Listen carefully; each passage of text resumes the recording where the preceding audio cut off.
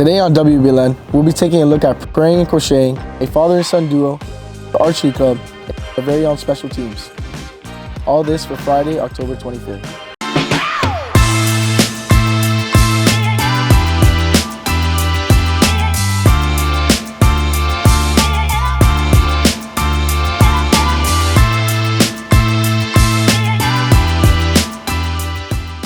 What's up, Wolverines? I'm Christian Cueto. I'm Wbln, and welcome back to another special edition of Wbln.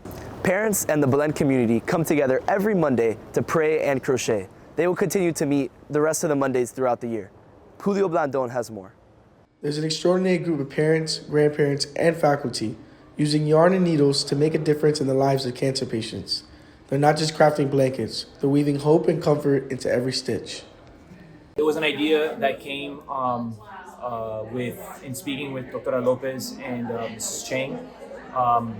My aunt personally, she just finished going through radiation for about the 5th time in 10 years. She was re-diagnosed with cancer.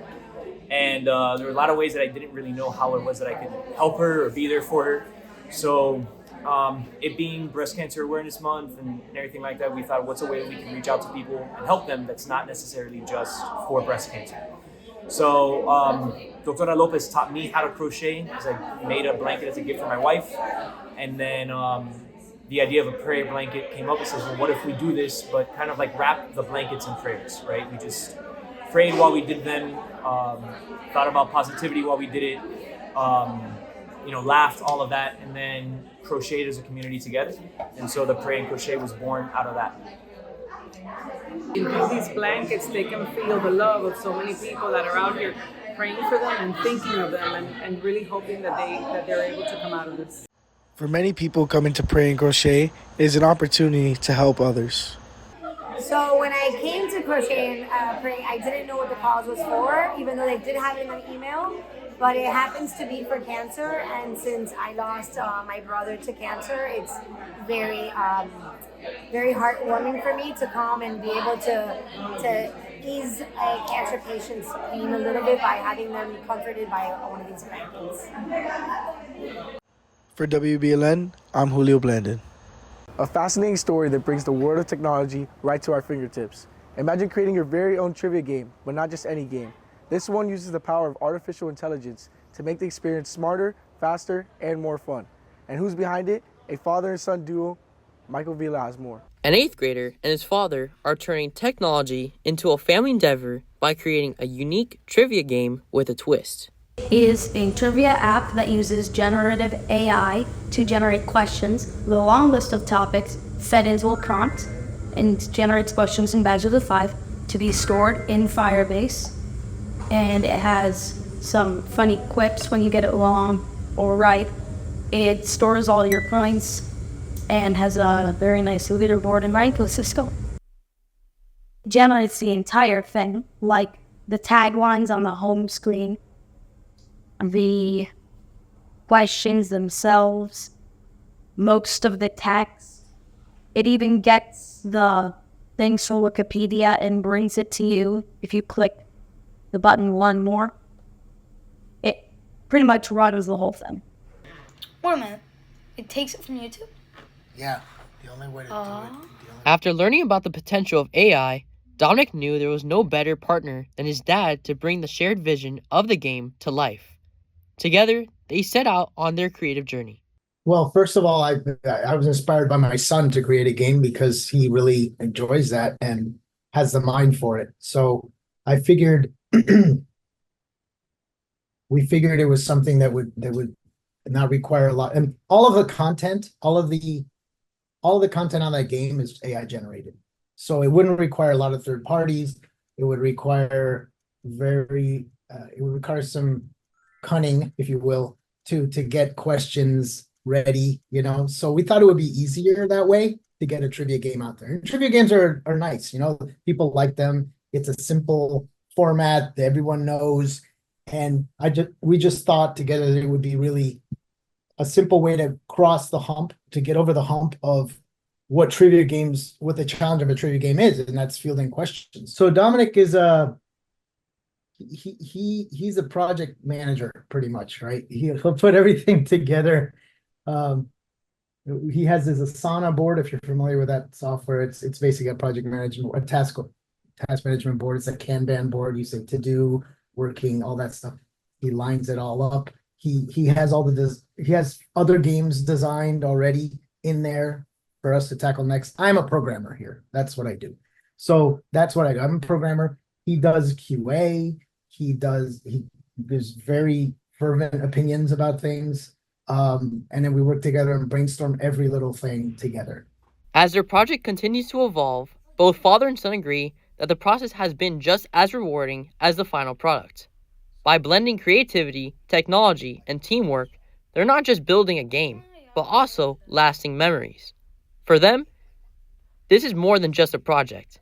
It's starting something much bigger. I would say that if you like it, you should do it, and you shouldn't give up on it. Say this to really understand what your child is interested in and set him up for success, set him up for something that he can be proud of to go to, he's going to have a company right before he goes to college, that was the main idea, right? Is that to get him something to put him out there, because we started with our daughter.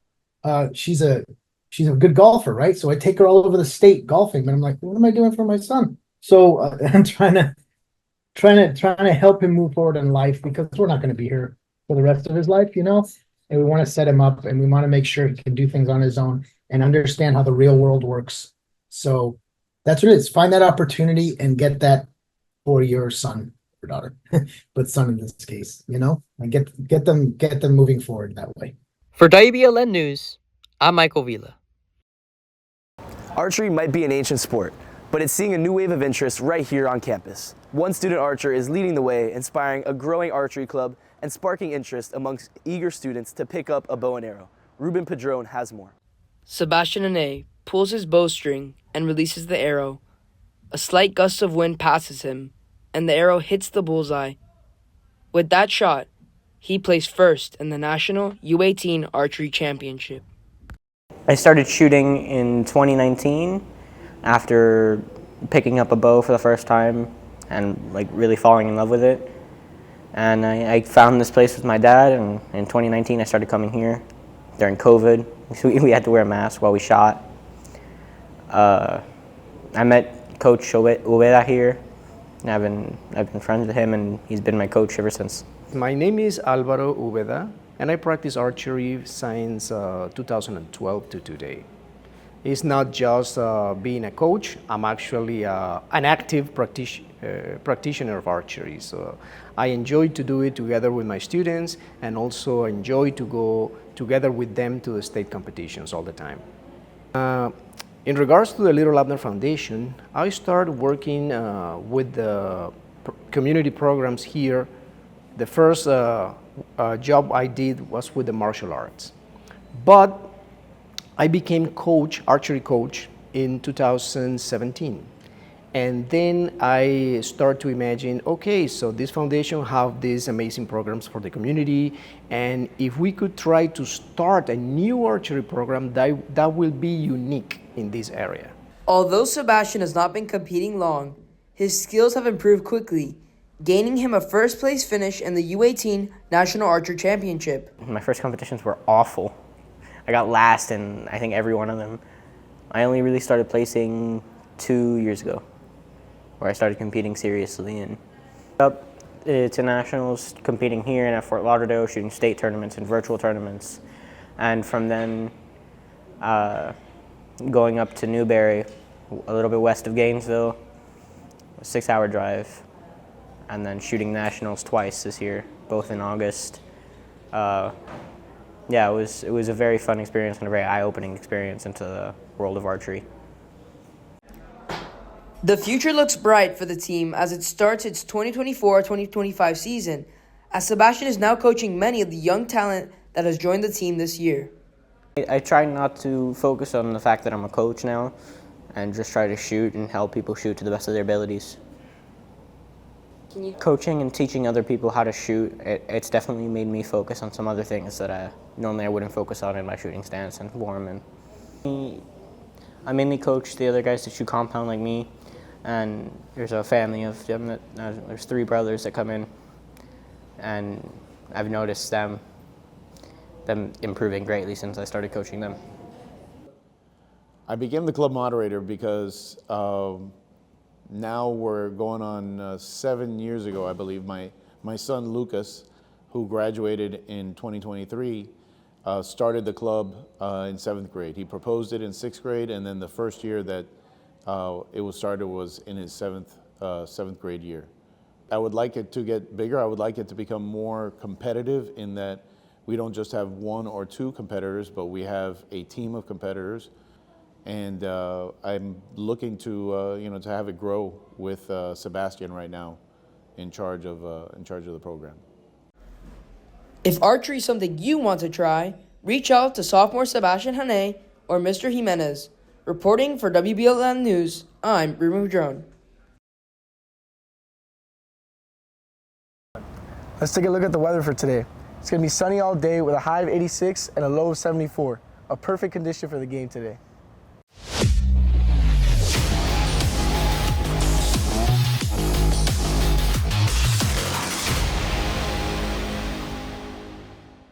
What's up, Wolverines? I'm Bobby Caballero, and here are your sports for today. We want to give 2 special congratulations to the varsity golf and swimming teams, who both came off 2 huge wins, moving on to districts next week. Tonight, our varsity football team takes on Carroll City here at De La Cruz Stadium. I had the chance to dive deep into our Belen Jesuit kicking corps, one of the best in the state, to see how they got there. The Wolverine football kicking corps is one of the strongest groups on the team, and one of the strongest kicking corps in all of Florida. Led by Coach George San Miguel, they take on special teams a little bit differently by the way they practice to the way they play, setting various records across Miami and listing high in Florida's rankings. See you again today. Named Coach San Miguel. I've been at Belen. This is my 3rd season. I worked with quarterbacks the first year. I've worked with specialists and with the special teams the last 2 years. So I'm currently a special teams coordinator here at the school. Let me talk about the seniors first. We got Adrian Muelle. I know Adrian's a phenomenal student, but in addition to that, he's our starting punter. He's also the starting holder on all of our kicks and extra points. Phenomenal student athlete, committed to the program, always on time, always ready to help, big leg. He's punted the ball about 16 times, I think it is this year. He's got a 38.5 yard average on all punts. Net yardage on that is just a couple yards below that, so he's really doing phenomenal. My name is Adrian Way, class of 2025. I punt and kick at Belen Jesuit and the football team. Special teams here at Belen, the kickers and the punters, I think we're the best in the country. We come every day. We come to the morning meetings. We get here an hour early to practice, and we stay later to be able to use the field and maximize our time. We have our special drills. We condition, we run to make our legs as strong as possible. Next senior that we have on the team is Lucas Avino. Lucas is very much the jokester in the group. Again, another phenomenal student, another great student that's student athlete that's committed to the program. Lucas is really our short field goal specialist, as well as our extra point kicker. Great accuracy, although that might lead one to believe that he doesn't have the biggest leg. He actually kicked a 58-yard field goal in practice 2 days ago. So, the fact that he's more accurate doesn't necessarily mean that he doesn't have the distance. So again, we've been, really blessed to have him on the team the last 4 years. I've been really blessed to have him the last 3 years. And we're sorry to see him, leave at the end of the year. Hello, my name is Lucas Avino, and I'm a kicker punter for Belen Jesuit Wolverines football team.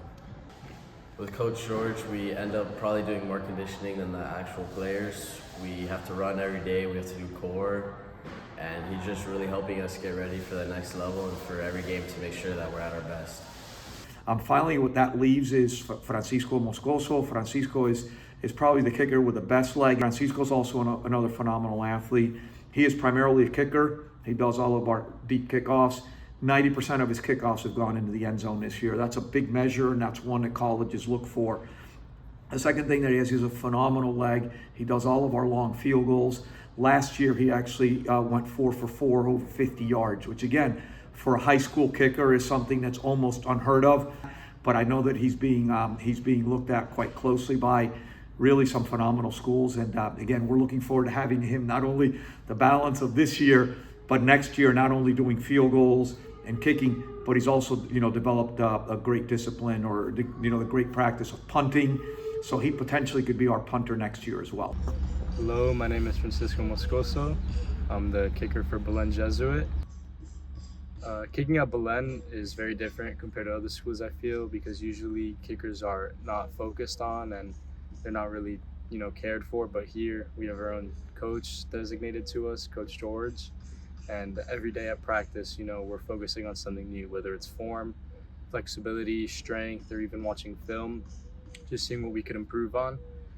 He really focuses on us and he really cares about the team, and the two other kickers, Adrian and Lucas, they all are very hard workers as well. We all love what we do and we all love our craft. Corn Blue Kicking right now has me as the #1 ranked kicker in the nation for the class of 2026, and I've been kicking in front of a lot of college coaches, to hopefully show off my prowess and see if I can take my talent somewhere else. We look to see what the group can do in the upcoming weeks. For WBLN, I'm Bobby Caballero. Tonight marks the start of the 2024 World Series between the Yankees and the Dodgers. Tomorrow night, one of college football's most intense rivalries between UM and FSU takes place. On Sunday, the Dolphins take on the Cardinals with the heavily anticipated return of Tua Tagovailoa. That's all your sports for today. Back to the guys. That's all your news for today. Remember, stay safe And stay golden, Wolverines.